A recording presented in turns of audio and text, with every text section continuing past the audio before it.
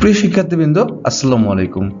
নবম শ্রেণীর গণিতের প্রথম ক্লাসে স্কুলের পক্ষ থেকে তোমাকে জানাই অনেক অনেক শুভেচ্ছা এবং অভিনন্দন।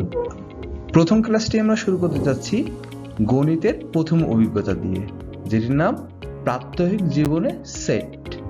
তোমরা যারা আমাদের চ্যানেলে নতুন আছো সবাই চ্যানেলটিকে সাবস্ক্রাইব করো এবং পাশে থাকা বেল আইকনটি বাজিয়ে দাও, তাহলে আমাদের নতুন নতুন ভিডিওগুলো আপডেট খুব দ্রুত তুমি পেয়ে যাবে। তাহলে চলো শুরু করা যাক আমাদের প্রথম অভিজ্ঞতাটি প্রাত্যহিক জীবনে সেট। তাহলে চলো শুরুতেই দেখে নেওয়া যাক এই অভিজ্ঞতায় আমরা কি কি শিখতে পারবো। প্রথমত শিখতে পারবো সেটের ধারণা, অর্থাৎ এখানে আমরা সেটের সংজ্ঞায়ন পড়ব। দ্বিতীয়ত সেটের প্রকারভেদ, অর্থাৎ সেটের বিভিন্ন প্রকার সেট আমরা এখানে বাস্তব অভিজ্ঞতার মধ্য দিয়ে দেখতে যাচ্ছি। তৃতীয়ত সেটের অপারেশন, সেট সংক্রান্ত বেশিরভাগ গাণিতিক সমস্যাই আমরা সেটের অপারেশনের মধ্য দিয়ে সম্পন্ন করব। এরপর ভেন চিত্র, যেটি সম্পূর্ণ তোমাদের কাছে একটি নতুন টপিক। আশা করি স্কুলের ভিডিওগুলো যদি দেখো তাহলে এই টপিকটিও তোমাদের কাছে খুবই ক্লিয়ার হয়ে যাবে। এরপরে কার্তেশীয় গুণজ, যেটি সেটের একটি ভিন্ন ধরনের গুণন প্রক্রিয়া। আশা করি এটিও স্কুলের ভিডিও তোমাদেরকে খুব সহজ করে উপস্থাপন করবে। এবং আমরা শেষে করব সেটের প্রয়োগ, অর্থাৎ সেট আমাদের বাস্তব জীবনে কি প্রয়োগ হতে পারে সেটি আমরা দেখব একটি রিসার্চ ওয়ার্কের মাধ্যমে। আমরা জানি আমাদের নতুন কারিকুলাম এখন আর অধ্যায় ভিত্তিক নেই, সেটি এখন অভিজ্ঞতা ভিত্তিক।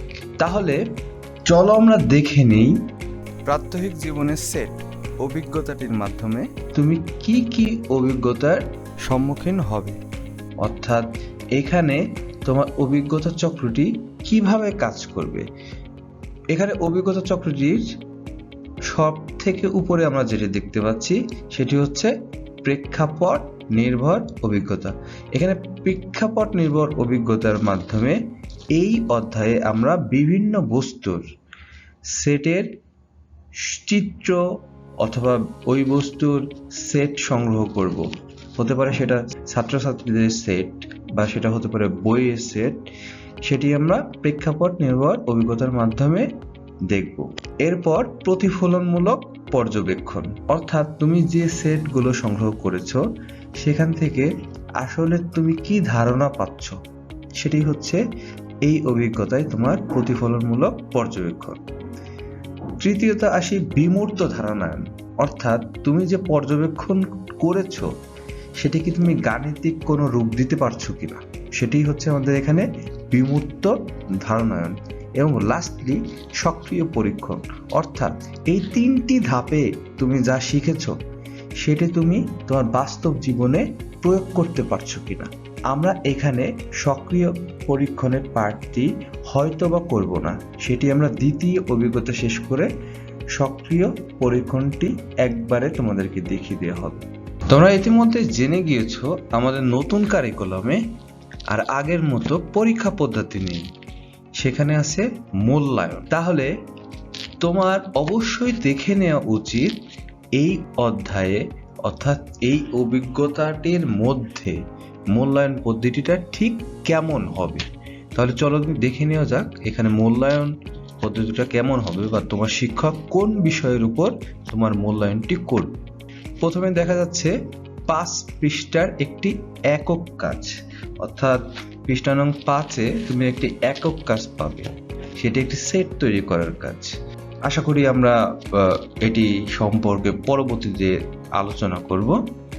এবং একই পেজে তুমি একটি দলগত কাজ পাবে, এটির বিষয়েও তোমার শিক্ষক তোমাকে মূল্যায়ন করবে।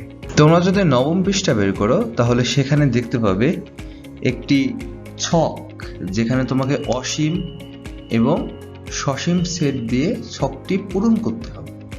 এই ছকের উপর তোমার মূল্যায়নটি নির্ভর করবে, অর্থাৎ এই ছকে তুমি কেমন পারফর্ম করছো সেটার উপর তোমার শিক্ষক তোমাকে মূল্যায়ন করবে।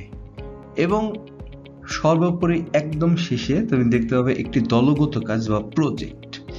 এটি হচ্ছে তোমার এই অধ্যায়ের সব থেকে গুরুত্বপূর্ণ টপিক, অর্থাৎ এটি যদি তুমি ঠিকমতো সম্পন্ন করতে পারো তাহলে তুমি বুঝতে পারবে যে সেট সম্পর্কে তোমার খুবই ভালো একটি ধারণা হয়ে গেছে। সবাইকে ধন্যবাদ জানিয়ে আজকের এই ইন্ট্রো সেশনটি শেষ করছি।